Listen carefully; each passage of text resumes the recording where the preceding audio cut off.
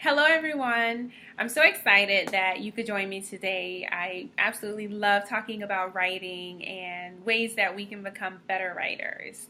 I am Britt Dior. Most of you know me as Britt, and I am a part of the Led to Lead community. It is such an honor to be a part of a group of women that are striving to not only do amazing things in their field, but to lead other people as well. Like, that is just what the world needs, is women who are leaders and who are pulling other women up too. So I am uber excited to be a part of this conference.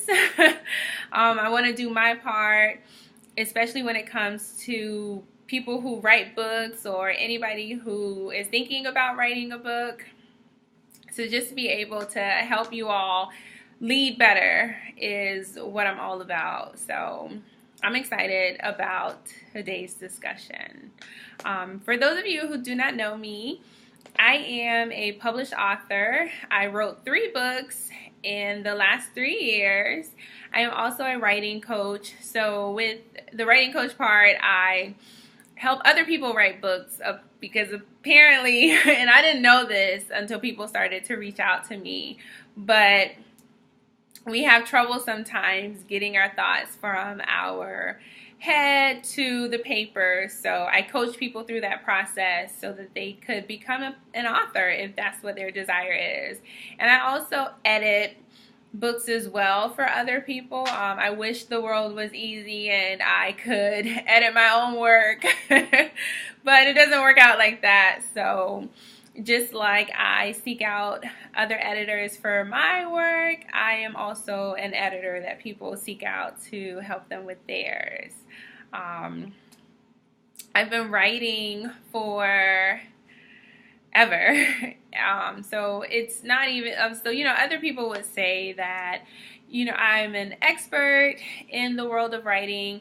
I'm also an educator. Well, I work in education, but I no longer teach it, so to speak. I don't work in an instructional role anymore, but last year I was a 6th grade English teacher, so a big portion of the school year was teaching them how to write. And being able to do that, and I was also an English major in college, so learning how to write the correct way in different ways was a huge part of my background. But prior to that, I was always a writer at heart, but it wasn't anything that I took serious. I just kind of thought that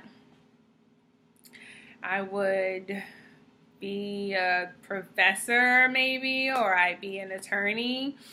But I just like to write, and I would always score high when I had to take state tests that dealt with writing, or my teachers would grade my papers. And I had one professor tell the whole class that they did horrible on an essay that they had to do. She's like, I don't know how you guys made it this far in college, because these papers suck. Like, she really did say that. And I remember sitting there like, geez, I thought I was a good writer. And I was just heartbroken. But when she gave me my paper back, I had a B+. So I was like, okay, well, she's obviously not talking to me. But the topic for tonight, if I didn't mention it earlier, is how to write your book with a busy schedule. Because a lot of us have a lot of things that we have going on. When I think about my own personal life, I work a full-time job, plus outside of working for somebody else full-time, and I enjoy what I do. So it's not like I'm like, oh, I don't want to work for the man. Yes, I like what I do right now.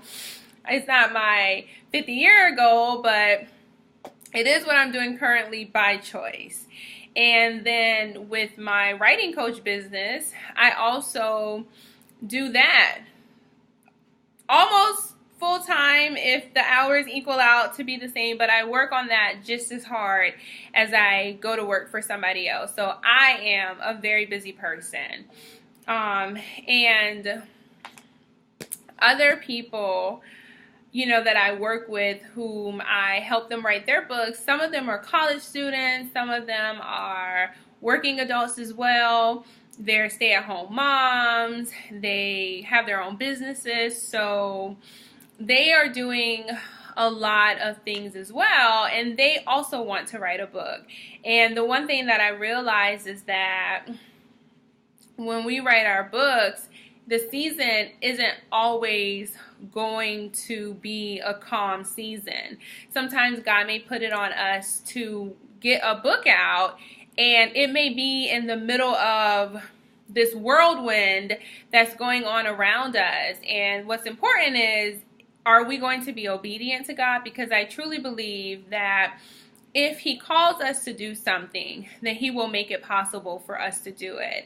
Like if He puts it on our heart, even if we're busy and we say, Lord, I can't take on anything else, He obviously thinks that we can. Because if we couldn't, He wouldn't have told us that we should write this book or we should do this task right now in this season.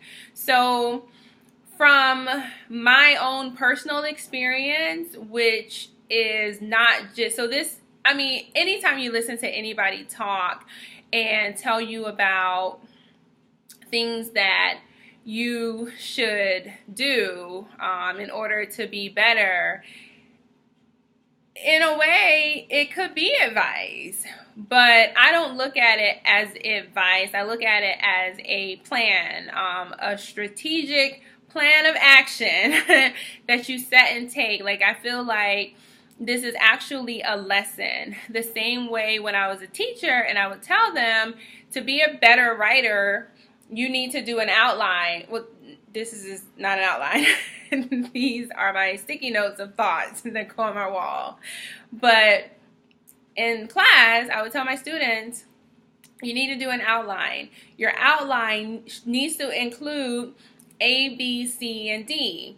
And not because I'm bored and I just want to read a whole bunch of stuff that you write, because trust me, I don't. I have 75 students. But I know that if you include A, B, C, D in your outline, the way that I advised you or taught you to include it in your outline, then when you get ready to write your essay, it will flow. The problems that you are running into because you don't have an outline, you won't run into, which means that you won't run out of time, you won't run out of things to talk about. So you cannot do it, but then you will struggle more. And so I feel like all of us are in this conference because some of the topics, of course, we just want advice about. Like, we want to feel better, think differently. We need a new plan of action. But some of you, and some of us, myself included, when I watch the videos of other people who are talking about things that I don't really know how to do, but some of us are genuinely here because we want to learn. How do I do this? Like, what steps do I need to take in order to get the job done? And so if you are here because you actually want to learn and you plan on taking these lessons and putting them into action, then this topic is for you. This video is for you. And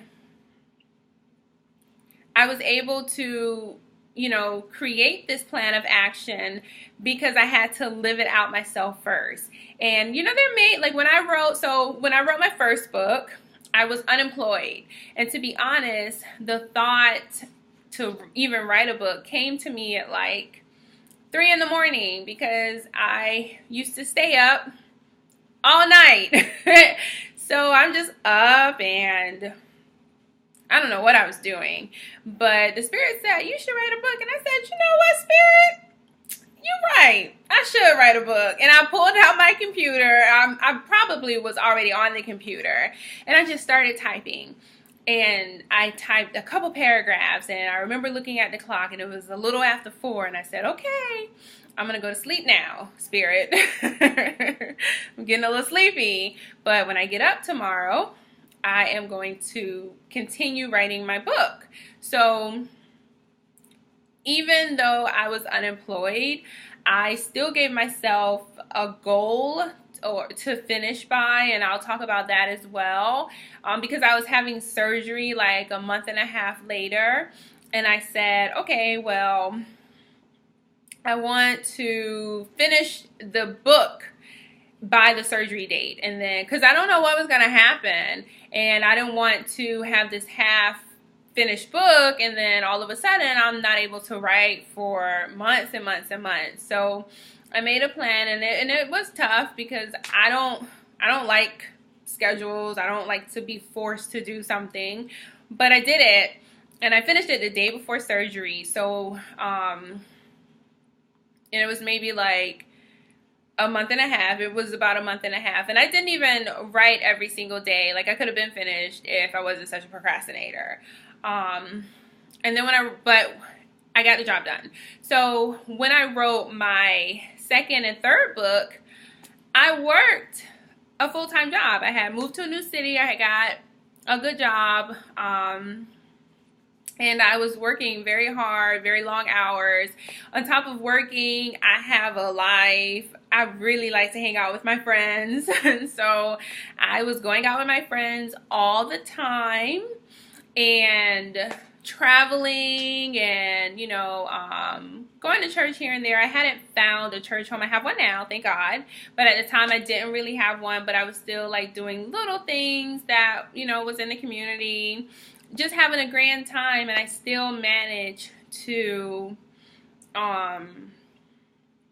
write 2 more books on top of having such a busy life that I was living.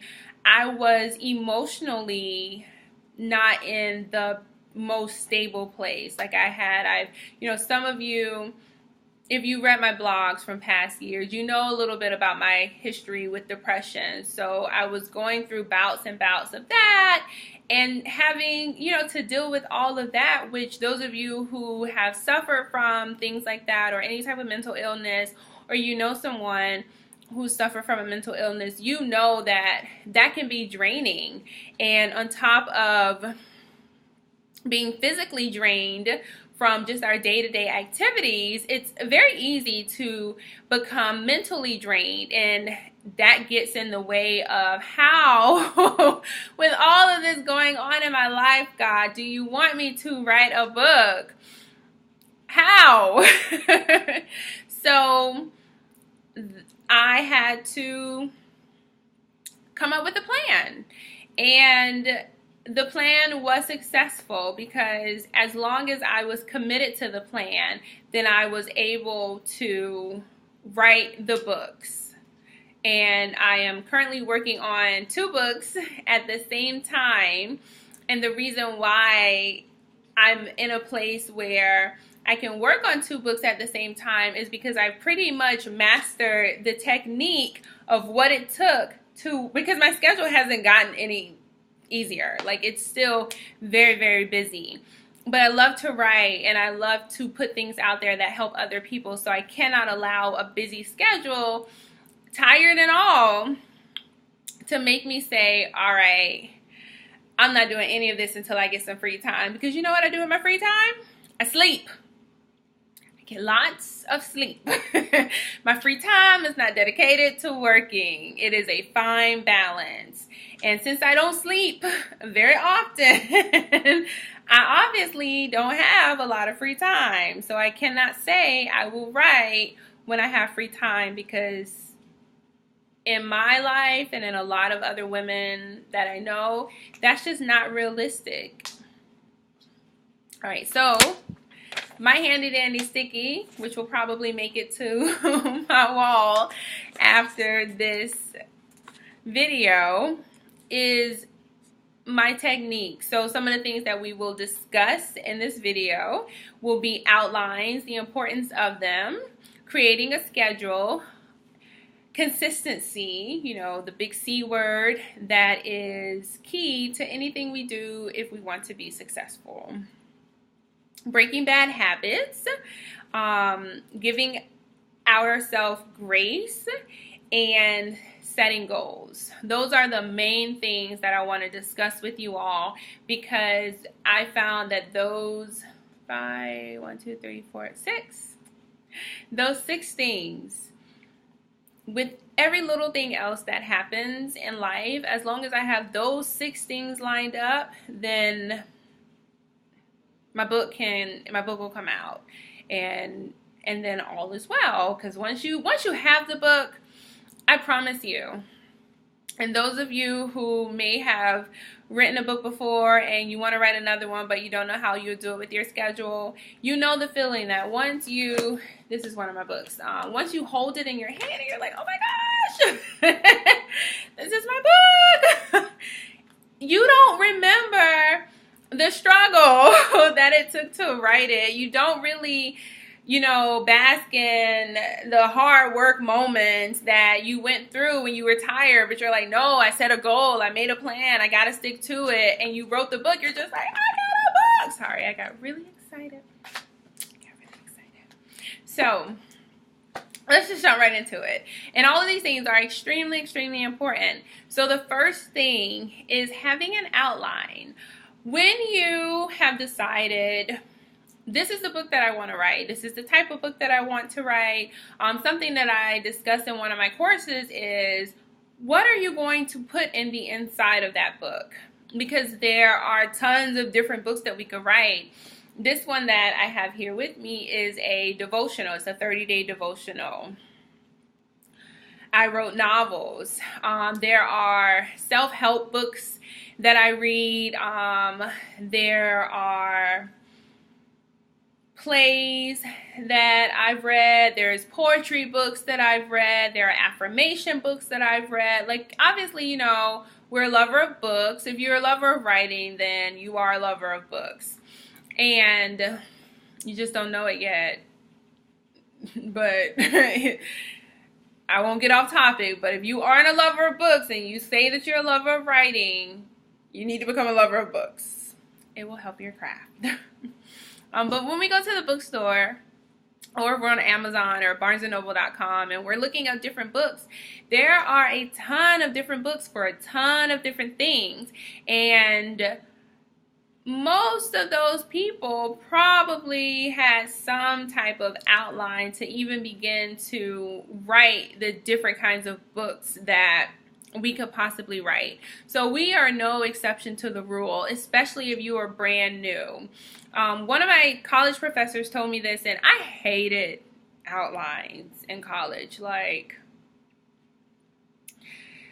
do I have to write this? I don't want to write this. I really just want to get into this crazy essay you have me writing. But she said, and I never forgot, I forgot her name, but I didn't forget what she said. It was, we have so much going on in our lives. We're thinking about so much all the time. What makes you think you can remember every single thing that you want to put into your essay? And at the time I said, you know what? True. I don't really have anything going on. I don't have a job. I didn't have a job at the time. Just like, I just have some friends, a boyfriend, go home, go to work. Well, not work, but maybe work study, but I don't have anything going on.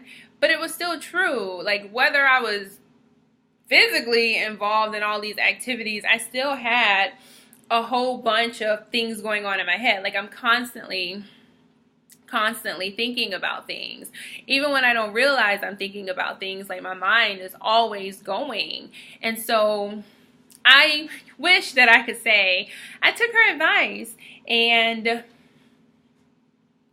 I started writing outlines. I mean, I didn't graduate college until maybe 3 years after she said that, but I didn't take her advice at all. I acknowledged that she said something great and it made a lot of sense, but I didn't want to write outlines. I absolutely hated them, so I didn't do it. And the reason why I hated them was because in college they teach you these really long outlines, and they just, they have one with the A, and then if you add anything additional to the A, it has to be like the little tiny numerical letters, and then so forth. And I'm just like, no, I don't really want to invest all of that energy into doing that. So I didn't do it. And when I wrote my first book, I also didn't write an outline. And you know what happened? Because I didn't have an outline, I forgot what I was talking about. I forgot what I had already wrote about in the book. I even forgot the characters. I forgot who was related to who, who did what job, and where they, like little stuff like, where does this person live? I would forget these things. So as I'm typing, I found myself going back, like, scrolling down scrolling down and up and all kind of things, just searching for where was the origination of this characters so that I could see what's their last name, what job do they do, because now I want to talk about their job later. I don't even remember what they do.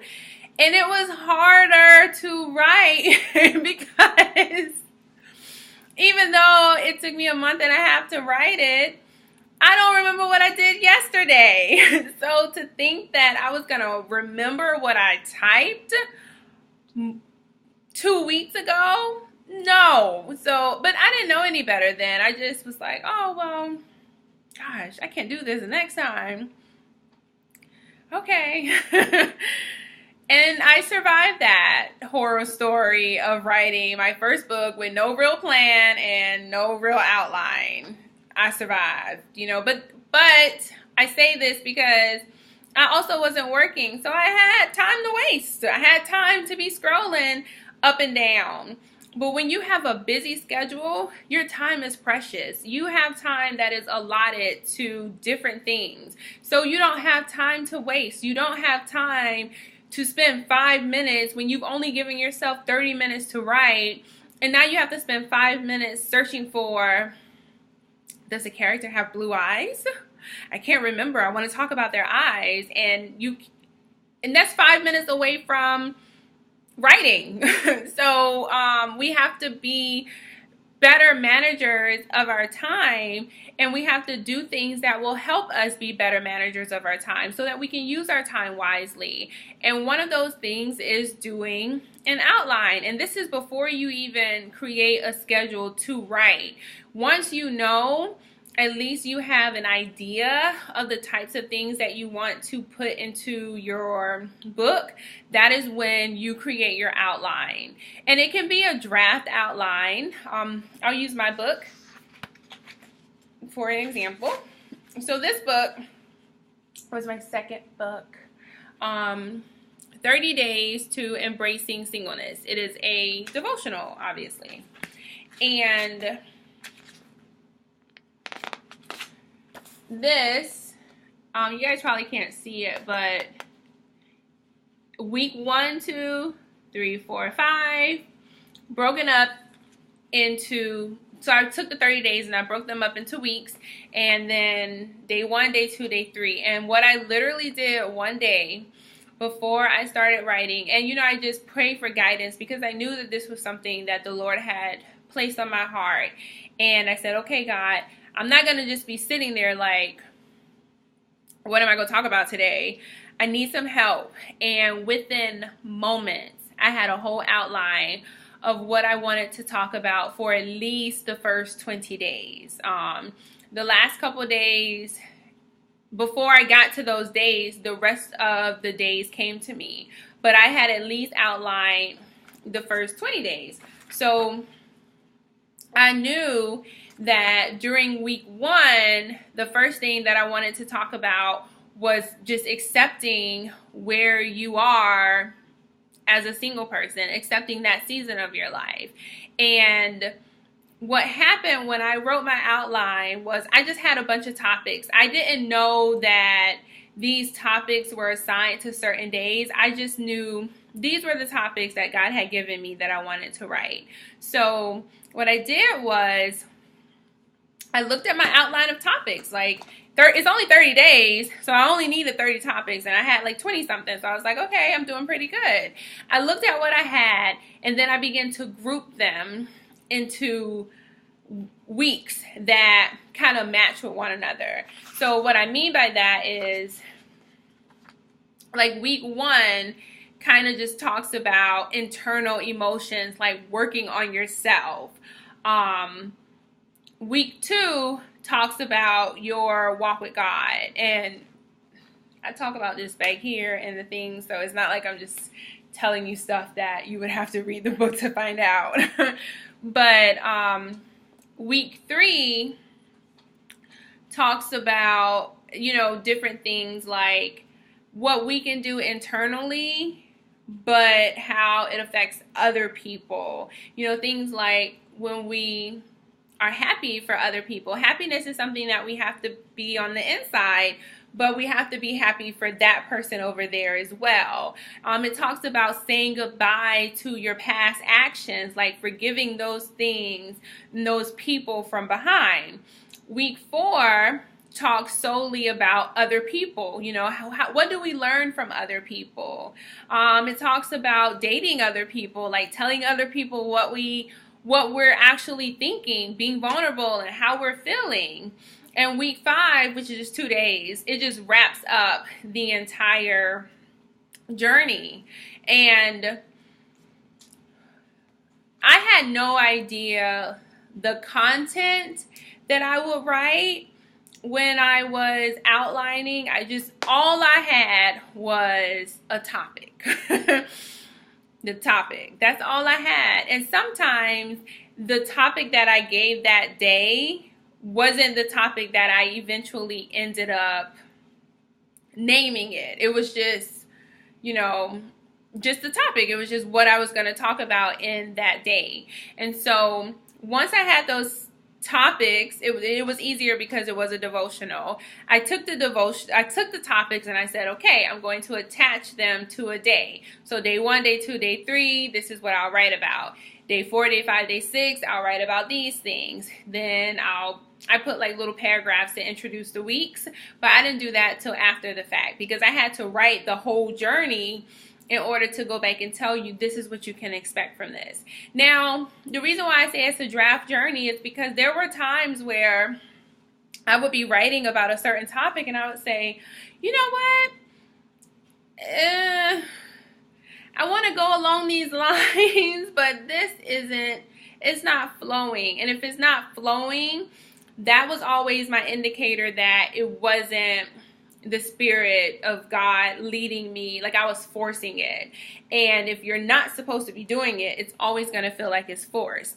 But if it's something that you are supposed to be doing, it'll flow. It'll just flow naturally because it may take hard work, but it'll still come naturally because you're supposed to be doing it.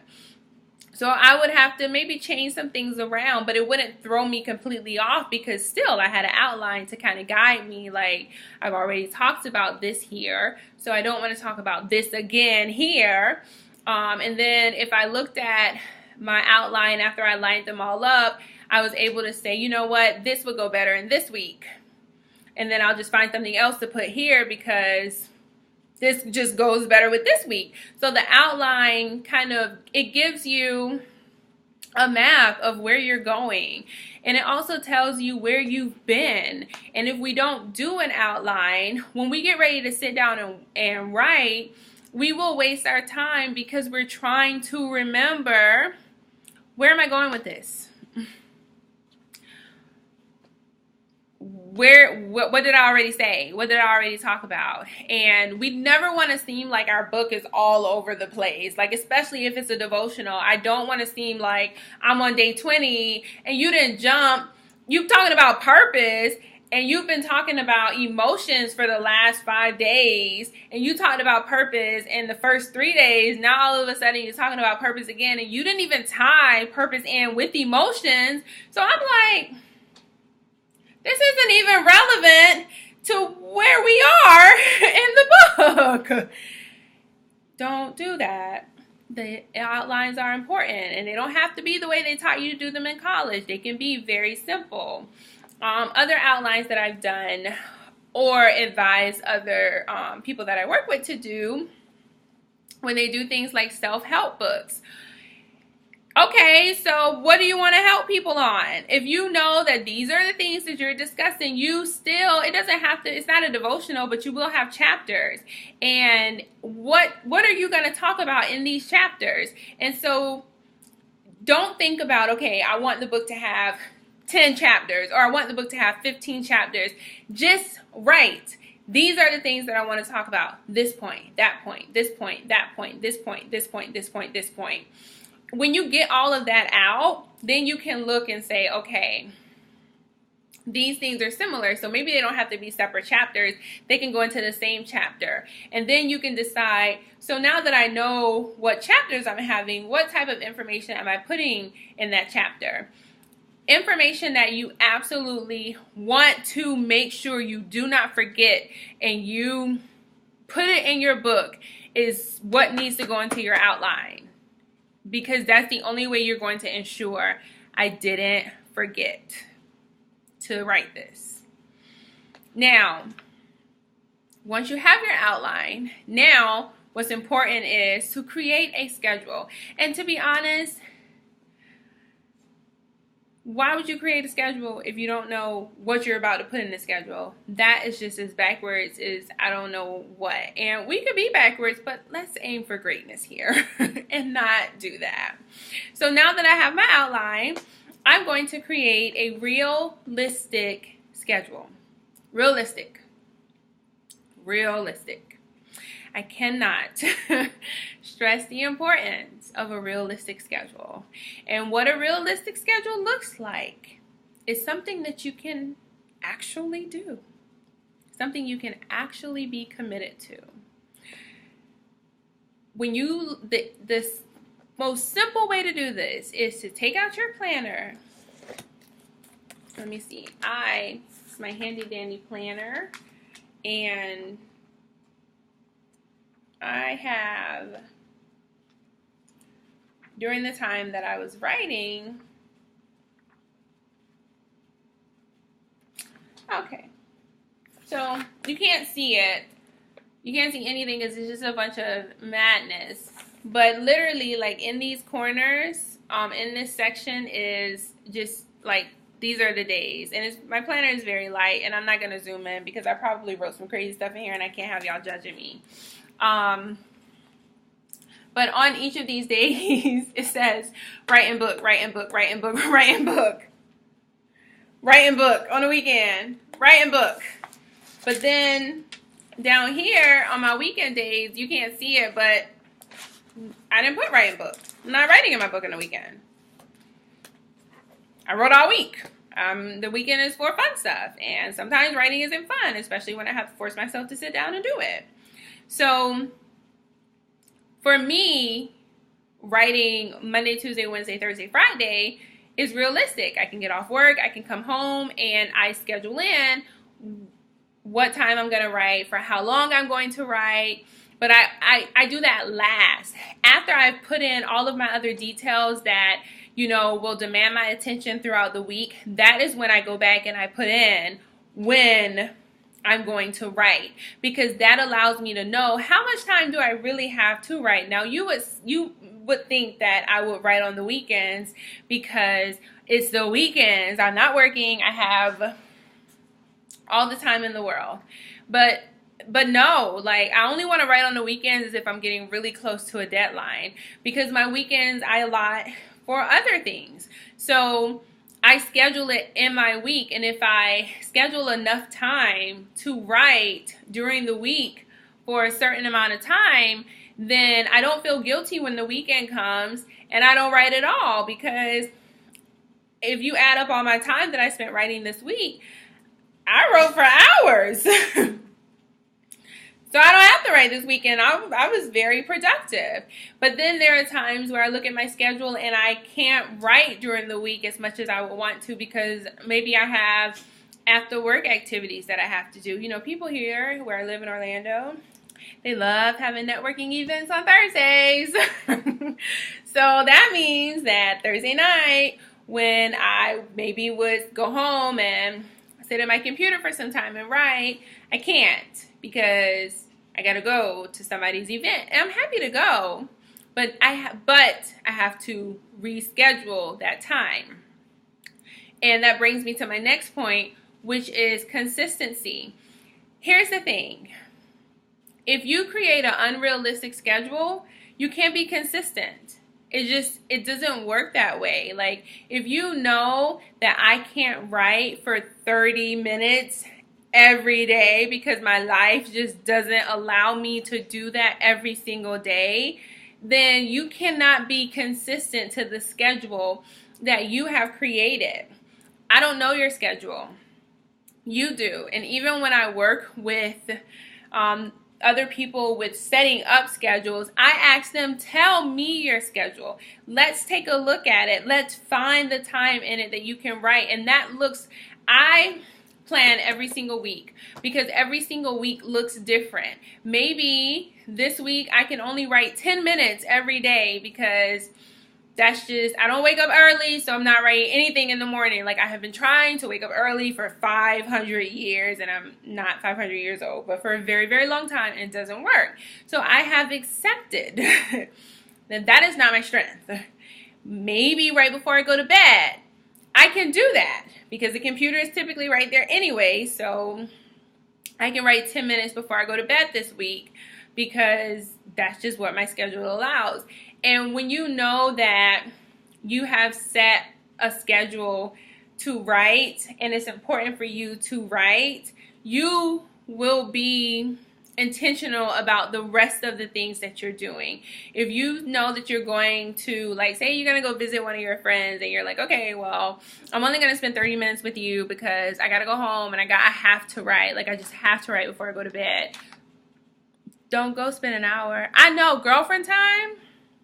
I love girlfriend time, but I have to, I can't schedule girlfriend time on days that I have allotted to going home and writing for a certain amount of time because I'm not that disciplined. I'm going to get over there. We going to be talking and laughing and just having a good time, and don't let us put a movie on. I'm really not going home in 30 minutes. So I can't come over tonight. I really got to go home and write. I can go to church because church is ending in an hour, and then I can come home and write, but I can't hang out with you. I know my strengths. I know my weaknesses. And I was going to say that brings me to the next point, which is breaking bad habits. But in a way it does, in a way it doesn't. Like, if I know that it is a bad habit for me to go spend a whole bunch of time with my friends because I just cannot leave at a certain time, or if I get caught up in the moment, or if I know that I need to stop scheduling exercising and writing in the morning time because I oversleep, and I do. And I don't schedule these things because I don't schedule anything in the morning. I literally oversleep almost an hour from the time that I really want to get up, which is a really early time. I'm never late for work, but I always want to get up at 4:30 in the morning so that I could write. That's a goal. It is literally a real life goal of mine, but I just cannot get up at 4:30. I don't make it. 4:30 comes and I press snooze and I get up about 5, and at 5 it's time for me to kind of start getting my life together so I can get ready for work, so I can leave the house by 6:15. So I had to stop setting writing in the morning as a goal, because what happens is if I set writing as a goal to do in the morning time before I go to work and I oversleep and I don't write, but my whole day is already planned out and I was supposed to write that morning, but I didn't write that morning. I now don't have time to write because the rest of my day is already planned out, and before I know it, when I get to the very last activity on my schedule for the day, it's time to go to sleep.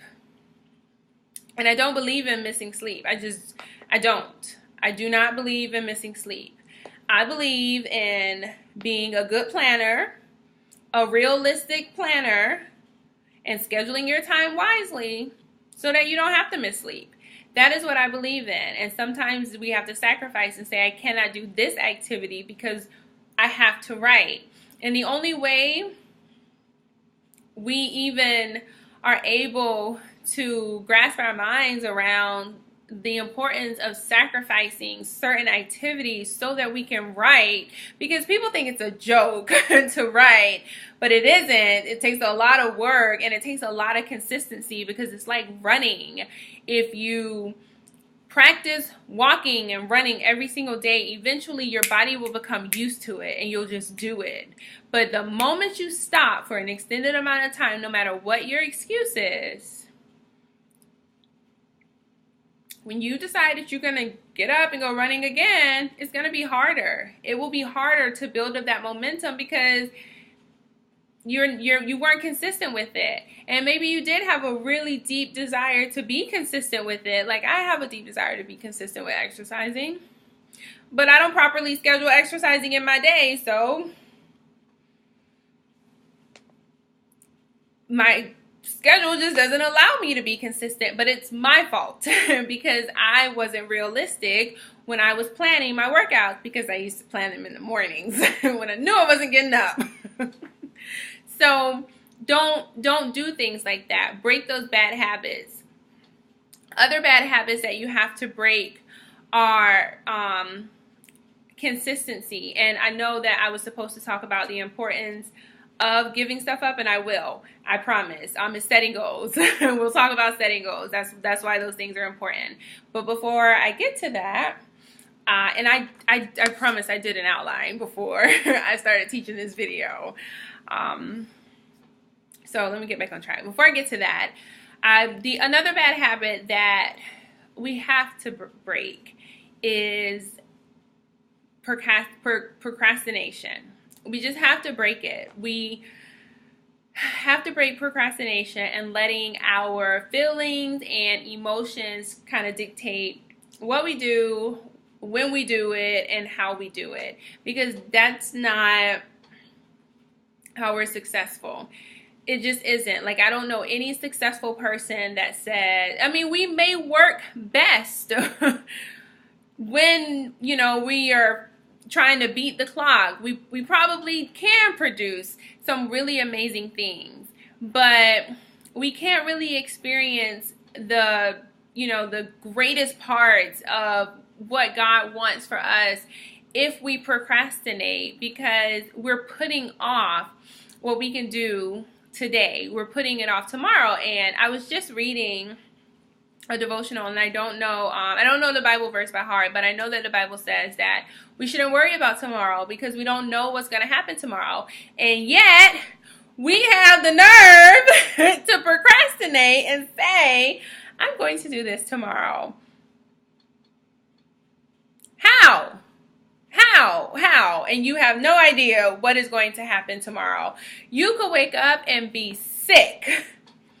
And you're so sick that you can't write because you can't even get out of bed, let alone keep your eyes open. Like I've had vertigo before, and you're dizzy. The only thing I could do is lay flat and keep my eyes closed and just say, okay, I'm just going to take an extended nap today, because opening my eyes and trying to do anything else has my head spinning. So, that could happen. So we have to break that, because let me tell you, when things happen, and things will happen, if we know that we have been sticking to our schedule, like if I know that I've been sticking to my schedule and I've been writing every day like I said I was going to write, and then on Thursday something crazy happened and I couldn't write, like maybe like where I work, sometimes we have meetings that I don't find out about until I'm thinking I'm going home, and then I get told, no, we had a parent stop in,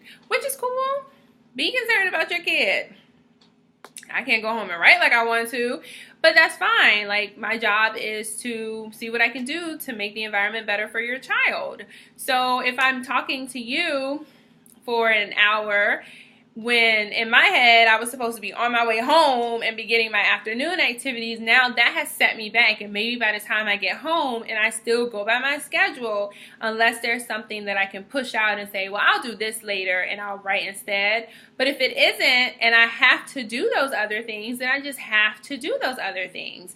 And when I do those other things and I get to the end of the day and I say, you know what? I didn't get to write today. I don't feel guilty because I know that I wrote every other day that I planned to write. I did everything else that I planned to do. So I'm going to, just like if I want to go to the grocery store and I don't get the opportunity to go to the grocery store, I put it on my planner to go another day, like, as if I don't go to the grocery store, I don't have any groceries now. I can't eat any food. And I really, really like food. So just like we reschedule everything else, we have to reschedule writing. We can't just say, oh, I didn't do it, or I'm gonna just do it tomorrow. No, we can't just show up to work tomorrow, because the reality is that somebody is depending on your book. Your book is meant for somebody, even if it's just one person, it's meant for somebody to read. And they may not even know that they need your book. Like, I've read plenty of books that helped me that I didn't even know I needed to read. But I tell you this, because some of those were just the one book that I found at the bookstore when I was looking for a certain book. This one book was it. And I got it, and I was like, this was a perfect book for that season. And if that person would have procrastinated and kept putting it off and putting it off and putting it off and putting it off, when I was in the season that I was in, needing her book at that moment, because I was in that season at that time, if she would have procrastinated, it could have delayed the arrival of the book, and it never may have never made it to my hands. Maybe my healing would have came, but God wouldn't have used her book to bring it, because she's a procrastinator, so she didn't write her book in time. We can control procrastination. So we need to break that habit. We just have to break it. We have to break that habit. When we create things that we enjoy doing, and when we are motivated about what we're doing, the consistency will come. But we have to be consistent with being consistent, and break the habits that prevent us from being consistent. You are not going to feel like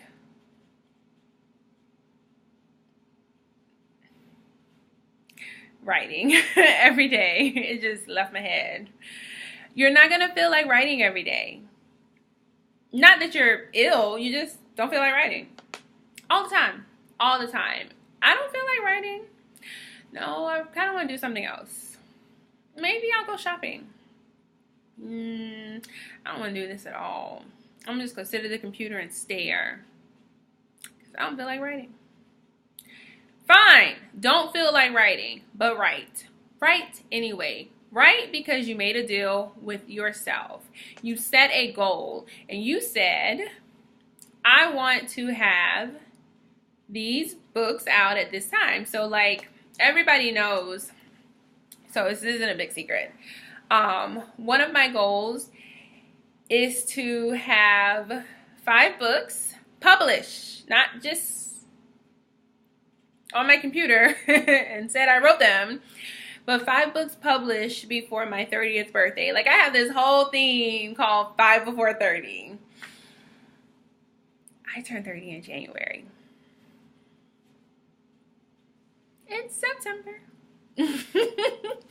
But I'm not worried, because I set a goal for when I want my books to be released. I talked it over with God. And as long as I do my part, God will do his. Like, as long as I stay consistent and I write when I say I'm going to write, God will do the rest. And maybe the rest for me is not getting sick. Like, I used to get sick a lot when I was writing this book. My writing schedule was to write one day every single day. So I should have been finished with this book in 30 days, right? But I got sick multiple times within those 30 days. And it took me 2 months to actually finish it. And I was beginning to feel like discouraged, because I was so sick to the point where I couldn't write. Like, I could just barely watch TV. I couldn't go to work. I couldn't do anything. And you know, the doctors didn't know what was wrong with me yet, because I don't know, they're practicing medicine. So after a few practice tests, they finally figured out what the issue was. But that was almost 3 months later after I started getting sick. So I wasn't able to finish. Well, I finished it. Obviously, I finished it and I published it, but I wasn't able to finish it in my time frame. And so with this new goal, like, God forbid I get sick. I don't know if I'm going to get sick in the next couple months. I really hope and pray that I don't get sick, because I don't know what God's part looks like. I just know that I have to do my part. And my part means not procrastinating. My part means setting a goal of, this is when I want to be done with the book. This is how much time I want to be spending editing the book, working with other people editing the book. This is when I want to release the book, because I want people to be able to buy the book by this date. And I've done this enough where I pretty much know how the timeline goes. I know how much time it will take me to do certain things. So I'm able to set realistic schedules because I know myself. I know what I'm capable of. I know what I'm not capable of. I know how much time I have to invest. And I know what I'm willing to invest.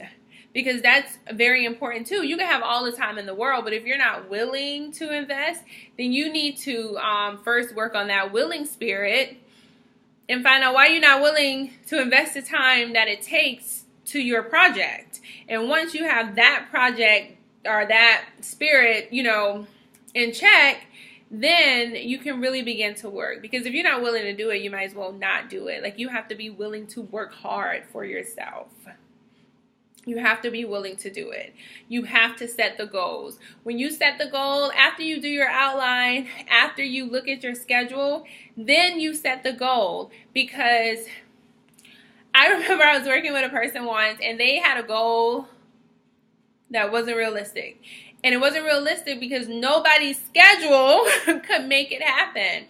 I try my hardest to make your schedule happen, if I can. Because if I can. But your schedule has to be able to happen. And they wanted the book to be out by this date. And I was like, I'll be finished with my part, but your schedule says you won't be finished with yours. Because if this is the amount of time that you have to invest, I don't know. God is a miracle worker, but he's not a magician. We all get the same 24 hours a week. And 24 hours in a day. 24 hours in a day. Not a week. The same 24 hours in a day. Like, you can stretch those 24 hours, but you are a mother. You are a wife. You are a working adult. You need to be mindful of how much flexibility your schedule can handle. And you shouldn't be in a rush. Like, we shouldn't set our goals because other people are publishing books and we just got to get it. We got to get it out. We got to get it out. We got to get it out. You work on your schedule that God gave you. Don't worry about their schedule. Their life isn't yours. It just isn't yours. So you should never look at somebody else and say, oh, I got to get my book out because this person has. I did that before. I did that. Somebody had published like 2 books and I was still working on my second book, and I'm just like, oh my gosh, like they probably have all the time in the world. And one of my really good friends looked at me and said, you need to get your life together because you don't know what they have going on in their life. You just know what you have going on in yours, and you need to get your schedule together because you can do it too. That was what he told me. He shut me up real quick. And it was just the reality. If I get my schedule together, if I'm consistent with my schedule, if I break the bad habits that I have that will prevent me from being consistent with my schedule. My bad habits are procrastinations and letting my feelings tell me when and when not to write. You know what your bad habits are. If your bad habits are going out drinking every night or having a glass of wine. I used to have a glass of wine every night. But then I realized when I had wine, I got really sleepy. And it made it very difficult for me, even if I just had one glass. It was very difficult for me to function the next day. So I stopped doing that. It was either the wine or writing. But you know what your bad habits are. So you need to break them. When you do all that and you can set your realistic goals, you have something to work towards. And that is what is going to carry you to the goal. Like, you can make your goal. You can. Okay. The last point I want to talk about is giving yourself grace, because sometimes things happen in our lives which it may offset us for like a day or two, but we have time to like make it up. So we, maybe we did make the original goal that we set. But then some things happen. When I got sick and I had a new goal, I was not very happy about that new goal, but that was just the reality of what my new goal was. 2 months later, I was really stressed out about it. Really, really stressed out. Like, I had become super depressed because I wasn't going to make my 1 month goal. I really wanted to do this in a month. And one of my friends told me that I have to be a little bit more lenient with myself when uncontrollable things like that happen that push our goals out further than we want them to be. We just have to give ourselves grace. As long as because he said, what he told me was, when you can write, are you writing? And I was like, yeah. Like, whenever I have the energy, even though I've been sick, like if I have a little burst of energy, I'll get my computer and I'll start writing. And when I wasn't sick, I was writing. I was making sure I was writing on those days. I was even trying to make up for days that I wasn't writing. And he told me, it's always people have to tell me stuff that they have to make me realize like what I'm doing, and to be nicer to myself. But when I really looked at what I have been doing, and I mentioned this earlier, if you know you've been doing your part and you haven't been slacking off, or at least you haven't been slacking off a whole lot, because sometimes, very rarely, because you can't be a boss and you can't be a leader if you go slack off all the time.